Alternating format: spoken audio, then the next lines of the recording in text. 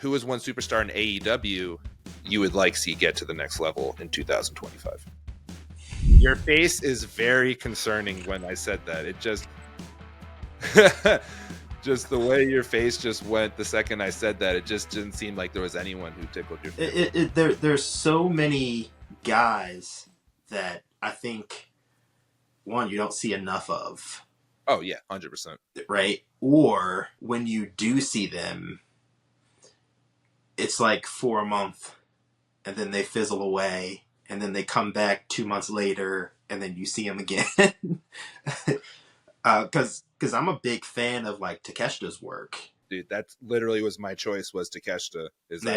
I really like Takeshita. He's one of the few guys who it's like, I think it's one of the rare instances that the fact that he doesn't speak English well actually helps him.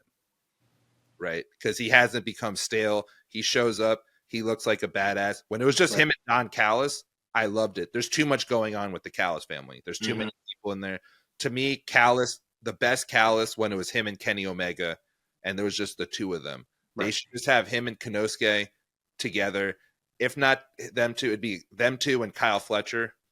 You know, just the three of them. I'd be okay with that. It's just Brian Cage, whatever the heck's going on with Lance Archer. It's just too much, man. You can't have that many people. That's one thing with AEW that always drives me nuts, is they make these factions too damn big, watering down Don Callis. I understand Bobby the Brain Heenan did it with the Heenan family back in the day. This is different. It's not working the same way. Don Callis is the best manager that they have in this company. They need to utilize him better. 1 to 2 clients. That's it. Nothing against Brian Cage, nothing against Lance Archer, but I don't like how they're watering him down. And I think it hurts Fletcher and Takeshita by putting him in this random faction. Yeah. So that would be mine, Takeshita. And then, you know, if I had to do secondly, it looks like Kyle Fletcher's doing a pretty, you know, he's going on a pretty good road.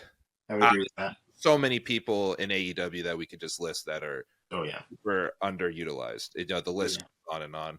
Wardlow, Hobbs, you know, Miro, wherever the hell he is. There's so many people. Ricky Starks. Where is Wardlow?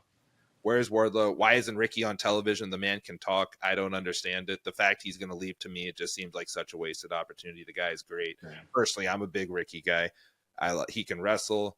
He can talk. To me, it's like, it almost seems like if you can talk in AEW, it's almost like you don't get as much time. You know, like a lot of the guys who they pick are great in the ring who can't talk. Nothing against Ricochet. I don't understand why Ricochet gets more time than Ricky Stark. I find Ricky Stark more entertaining. Maybe not as good as a wrestler as Ricochet, but damn it, I'm more invested in what Ricky's doing versus what Ricochet's doing. And you know, look at one of the last matches he had was him, Ricky Starks versus Bryan Danielson, which was a great match. And he had some great moments against Adam Copeland too. I'm just kind of confused as to why they can't find places for these guys.